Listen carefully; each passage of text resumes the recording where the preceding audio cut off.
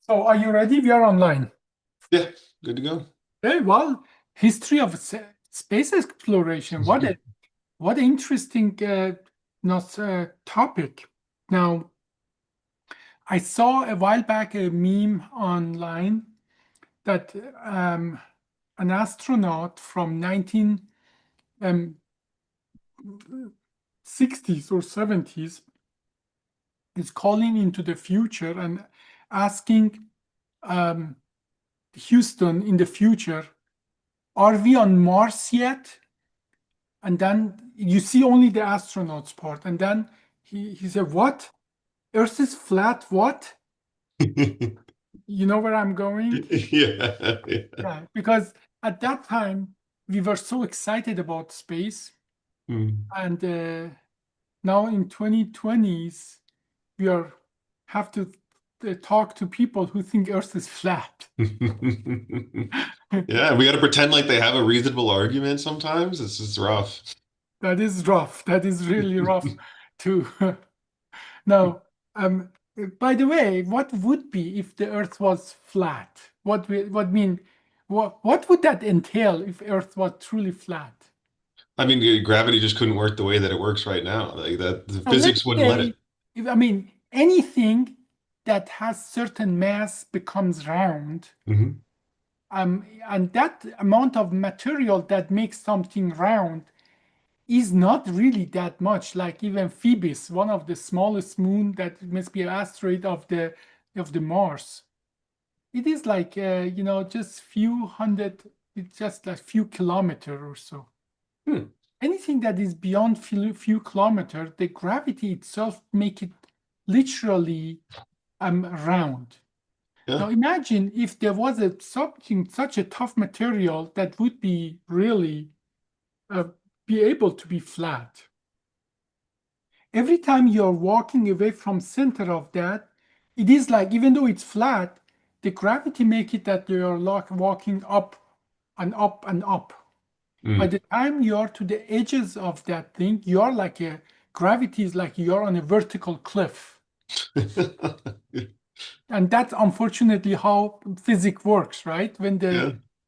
a disk is flat, but then the center of gravity is just the middle of it. Mhm. By the time you're at the edge of it, it is like you're going a vertical cliff up. Yeah. You just fall inwards, you know? Yeah, yeah, yeah. So that means that that flat thing doesn't really work because there is no material strong enough that you can have it like thousands of kilometers up. If it was easy, we would have built a space elevator already.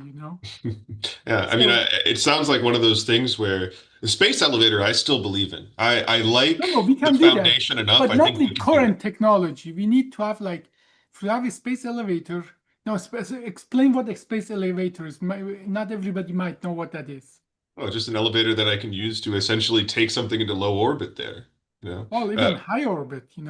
Hmm. If you are interested in, there's a new, almost in every new science fiction, they have space elevator because we spent a lot of energy to literally lift up things to the orbit. Ton. In space elevator is like, you put a huge weight in the geostationary and beyond that, Hmm. and you have like a cord, like a tough cord that goes all the way down. And instead of using a rocket fuel, you just use a mechanical thing to Hmm. lift it up to reduce the cost and need for material to use the rocket technology to lift up things to the Earth orbit.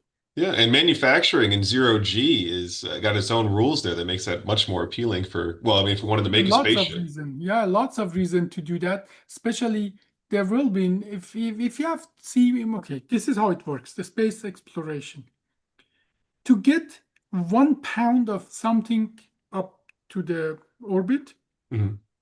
you have to burn like 1,000 pound of fuel. Yeah. But to take that 1,000 pound up, because you have to lift up that 1,000 pound, you have to put another 100,000 pounds to, and then it just, now obviously as far as you, that's why the rockets are built in stages, right? So Yeah. you have a huge thing to make a first start, go through the lower atmosphere with the higher pressure, and then once you are up with a certain with certain speed, then the first part falls off, and then you have the second stage, and sometimes third and fourth stage, and so on and so forth, until you are in the orbit. And the engine and the fuel consumption in the orbit is actually minimal. Yeah. But most of the fuel you burn to just get out of our atmosphere. And for So that reason, we didn't start space exploration until we had rocket technology. And who gave us rocket technology? is it the Germans? Or we going all the Werner way back to got China? Werner goddamn Braun. Even his name was Braun.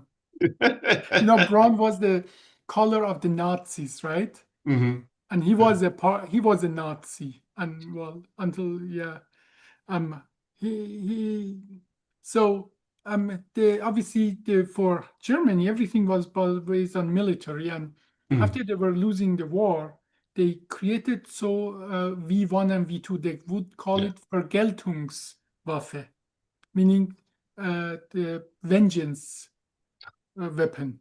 Okay, V1, V2, and it hit London and some other places hard, and so on. And they used like a slave labor to create that in the mountains and so on, these rockets and so on. But that was much farther than anybody else was there. So our space technology didn't start until 1940s. Okay, before that, they had this artillery, like they made this huge artilleries, the Gustav in First World War, that they could, throw things like 100 miles or something and hit Paris. Yeah, but the Uh, combustion still comes from like the thing that launches it. the initial explosion, and you can imagine, and they used to send like something is a ton, like that's a huge thing. But have you seen Gustav, how it looked like? Gustav Uh, could be transported only on a railroad, and they had to build the actual railroad just for that. And the wheels are like twice the size of a person. And in the explosion, it was so bad that after like hundreds of rounds, it already destroyed itself, like so. But even that was not enough to give us so-called escape velocity. Do you know what escape velocity is? the speed that you need to reach to get past that part of the orbit that's going to pull it back down with gravity. Well, let's start with basic physics of it because I think that's important. See, it was Newton that discovered when you throw something, it moves in two directions. It moves forward and it moves down. And the vector of that is that, and it's very, even like a weapon, like a bullet or an arrow, whatever you shoot, it goes in two directions. And literally, in the direction that it goes down, the gravity takes it down. At the Earth gravity, which is 9.8 Newton, or practically it accelerates downward 9.8 meter per second. So in the first second, the velocity is 9.8, and then almost 18 point, or 19.6, and so on and so forth, Yeah. and goes on and on and on. But imagine, and if you give it enough speed in the horizontal, what we call the horizontal thing, by the time Earth pulls it down, it's still, because Earth is not flat, because Earth is round, by the time Earth pull it down at that speed, it still has separated itself trajectory from the space to the same amount. And obviously at the regular Earth's surface, literally the air resistance will slow it down. What that means, when Earth's resistance slows it down, then always gravity always will win. Yeah. But imagine if you're high enough that air resistance is not there, and you are at certain speed, then you literally keep your distance to the Earth. Yeah. If you go above that speed, then you're actually escaping the Earth's gravity. But there is a speed, actually, is a simple calculation. There's a speed that you need to have to escape Earth's gravity. So even Gustav, something that could shoot like a ton of material to Paris, didn't have enough enough speed to overcome the escape velocity. One moment, please. Yes. This room right here, is that a bathroom or closet? Which one? Just inside here. There's multiple closets. You can open them all. But the one, this door is locked. It's closet. It's a closet. It's a closet? Okay. I was just making sure it wasn't a bathroom. No, it's a closet. Sorry. So coming back to that, all our mechanical system or explosive things, they weren't good enough to overcome the escape velocity. And Werner von Braun was a nerd that actually wanted to go to moon and space and so on.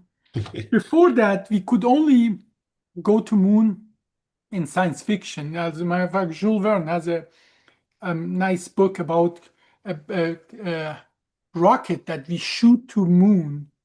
But obviously, it's a basic physics again. The amount of explosive you need cannot produce anything that produces that much explosion will destroy anything around it and won't be able to accelerate anything to that speed. But the advantage of the rocket is that it's as well some kind of explosive, but it's explosive that it's staged. It's not at one moment. All the energy is not dissipates in one moment. What that means is that it gives you a sustained kind of acceleration that you can overcome Earth gravity.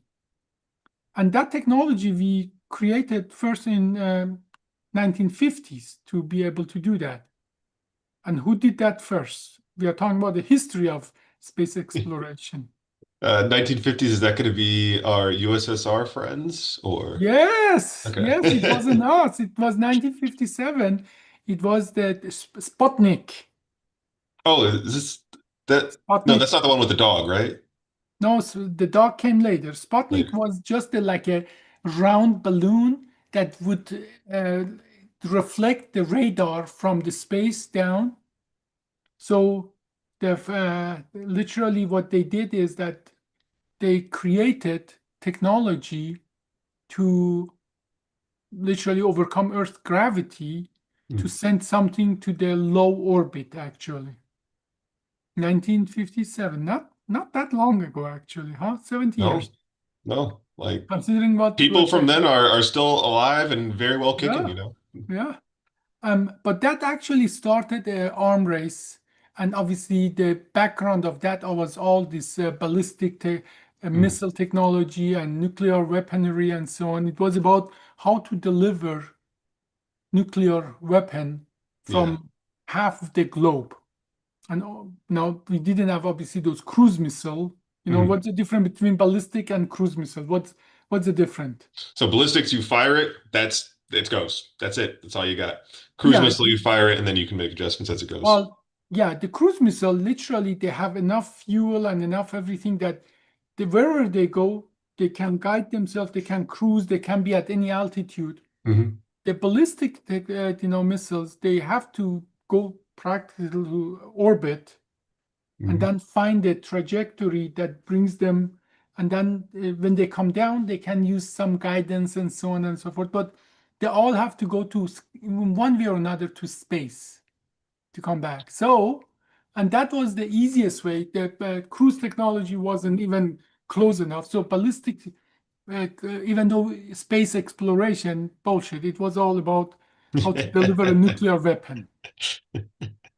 For that reason, when the Soviet Union sent the Sputnik up, it was a huge outcry in the United States about that we are falling behind the technology. And then we started, as a matter of fact, I read a book about Werner von Braun and all the Nazis, that how we brought the technology to United States, all the details of that. It was a lots of resistance to bring the Nazis to United States, but they had to do it, and they did it. You know, they brought it. Actually, they built actually a village, a town, just for the Nazi scientists to come and help us to develop space technology. And many of them actually they had benefited from the slave labor and so on, and they had done horrible thing.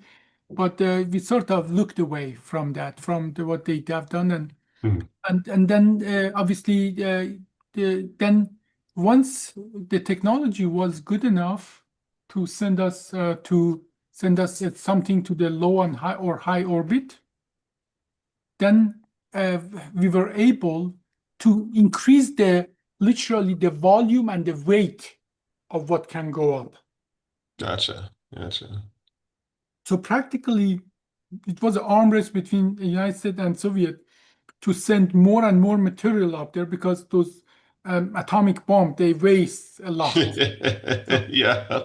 You don't really want those falling back down before they reach orbit. Yeah. And then,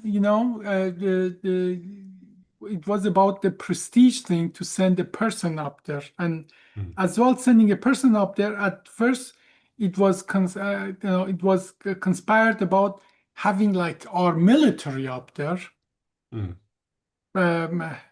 Because we wanted to have people up there that we can control and so on. Our automation wasn't good enough. But then what automation got really good in early 1960s. We didn't really have to send people up there, but then it became a prestige thing.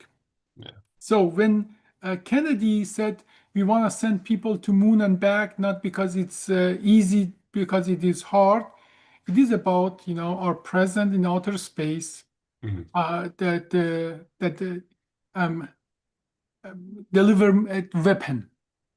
But nevertheless, it really was a huge boost in overall technology. Like many things that you use today, now space is very unforgiving. I'm not sure you have never been in space, but it's very unforgiving. Like literally, you have this radiation that Earth atmosphere always absorb and keep you safe. You couldn't really, without the proper protection, you couldn't go to Mars and back. By the time you come back, you're dead. The space radiation will kill you. Yeah. I've got anemia out my wazoo. Yeah. And as well, there is something called like cold fusion. Do you know what that is? Now, a metal, they have something that in a metal, an atom is swimming in a sea of electrons. Okay, yeah. When two metal meet each other, eventually this like two fluid flowing together, and then it becomes one. But why doesn't it ever happen on Earth? Because every metal have an oxide layer, and there's a little bit of air between that. In the space, when two metals that are clean, they meet, they fuse. So do you know how they figured it out? They produced something beautiful, and then when they went to space, it was fused, and then they were thinking, what's happening? Who welded that thing together? Nobody. It's just a matter of this in the space that it just happens, And they couldn't open the hatch, Oh my gosh. Yeah, cold fusion. No barrier, no air to oxidize a layer of that. The two metal that meet, they fuse. Yeah, they touch, they fuse, they're done. It's actually fascinating, put the welders out of a job. But it has to be smooth enough, obviously. But even if it's not smooth enough, it fuses enough that you cannot separate them. You cannot open the hatch. So what did they learn? They make Teflons and things that create a barrier for that metallic Mhm. connection and so on. They made now, or just keeping person alive up there and so on. You talked about the dog. Obviously, Soviet Union probably sent numerous dogs up there and other animals. All Mhm. of them died, and we don't know about them because they don't want us to know about that. We Yeah, yeah. only hear about those that survived, and even the dog. Did you know that they abandoned the dog up there? Yeah, they just left it. They let it go. That was its Yeah, reward. yeah. Brutal, huh? Yeah, this is savage. A dog wants nothing more than, Yeah. hang And out, eat, and they said you get to do none of that. No friends, no food. oh, well, I don't believe the dog survived more than few hours. How long did that dog survive, actually? Do you I know don't that? know. I don't Right, know. I not think it very was, long. I do think it was a few days because it just kept orbiting. Is that right? Poor Yeah, dog. I know. I had no idea what I was looking at. I couldn't appreciate it either, I'm sure. It was just, Yeah. No, as well, a lot of people died on the Soviet Union part. I mean, we have I'm sure. something that, here we have a democracy that we don't, at least we try not to keep everything like a secret. Hmm. And everybody, more or less everybody who has died in our space program, we know about. But much more people in Soviet Union died, and they just suppressed the news and so on Hmm. Yeah. before they were successful. But the first person in outer orbit was as well not an American, right? I actually don't know this person. Yeah, Yuri Gagarin. Yuri? Yuri Gagarin, yeah, was a Soviet, Hmm. was as well as Soviet, and that was I think 1960s even, and that gave us was based on that. Then Kennedy came out and said we are going to go to moon, and then Yeah. but that gave us a huge boost in our economy, in our science, and so on and so forth. So Mhm. I'm all for space exploration. Yeah. Now I'm going to tell you something that it's really amazing, and that says about not only history but the soul of these two competing at that time technologies, Soviet Union, Russia. We say Soviet Union, but it's mostly Russia and America. Now, you understand what was the name of the mission that we sent to moon and outer space and man mission? Do you know the name of the capsule? No, you're talking the Apollo Apollo, missions, right? yeah, Apollo capsule. Oh, Apollo okay. is actually the name of the capsule. Oh, At the same time, the Russian have their own capsule. Do you know what is the name of their capsule was? no, because they Soyuz. lost. Soyuz. No, they Soyuz. Soyuz? What is that for? Well, it's a name of and it has a meaning, but it's the name Hmm. of the. You can look it up actually what it means, but it's the name of the Soyuz capsule is the name of the Russian uh, capsule that bring the astronaut up and down. Yeah. Okay. Now, obviously, we stopped using Apollo capsule like in 1970s Hmm. or around that time. But did you know we American, we are still we use the Soyuz capsule to bring our astronaut up and down. Thank you. Until just few years back.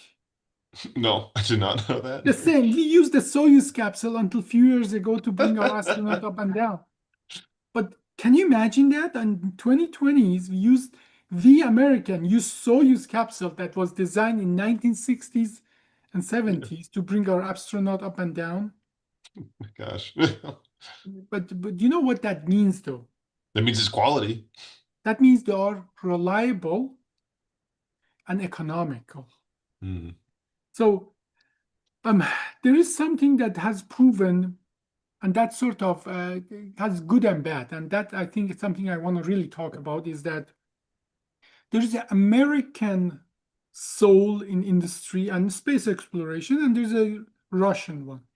Hmm. You have to start always somewhere, right? So we American, we start at certain level, we make it work, and we add as much technology as we can until it fails.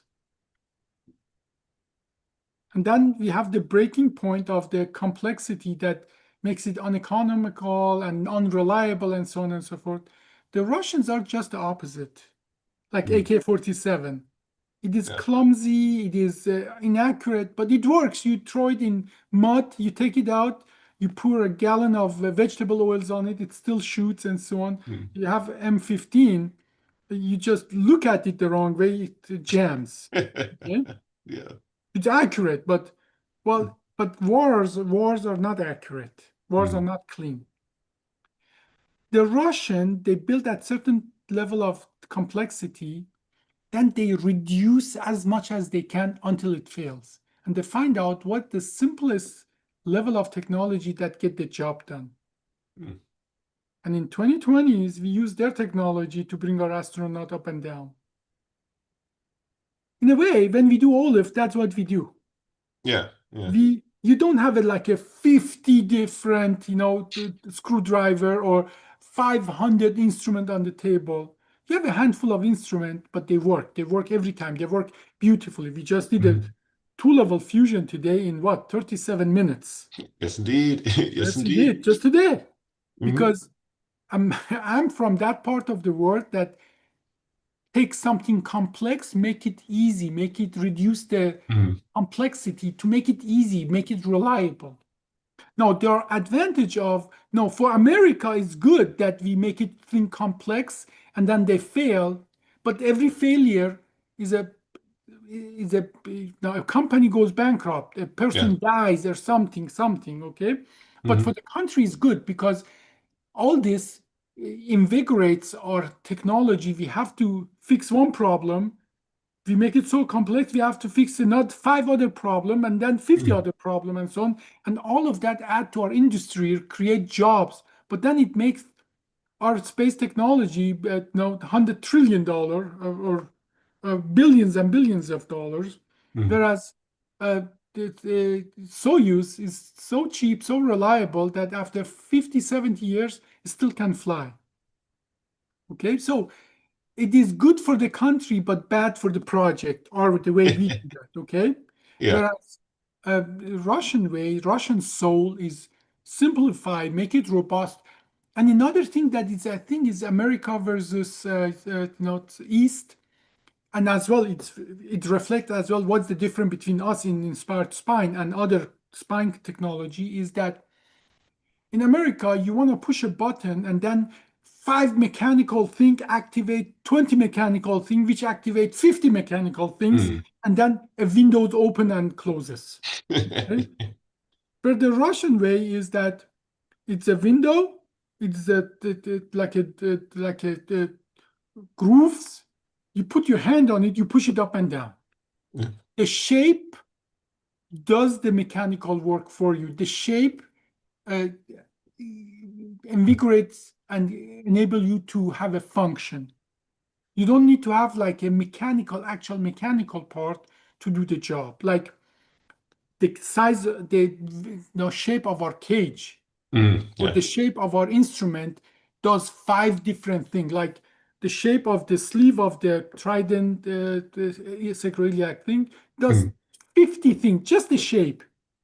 Now Mhm. you compare it with other comparable system that they have a pin there, uh, Yeah. a This, small that, wheel, a small gear there, and so on. All things that can fail, right? Mhm. And here you are, and all of that can fail. Mhm. So coming back, so this history of space exploration is based on how you see that, but it seems that the Russian the soul in the space exploration has been much more successful. Now, we have to cut this short because I have another meeting, but we should have another follow-up conversation about literally where did we go from 1970s and how did we end up literally losing our space technology. I mean, we have done Mhm. amazing things and so on, Yeah. and but let's say universe is like a year distance of the universe. Huh. How much of the universe do you think we have been able to send something to? Oh my gosh, almost nothing. I don't even know if I can go small enough. Millisecond. If Yeah. imagine if the universe is a year, the farthest we have been is a millisecond, okay? So we have a lot to talk about, but let's just hold it here and come back to that and do more later, okay? Sounds good. So Well, stay tuned, okay? till next time. Okay, bye-bye. Bye.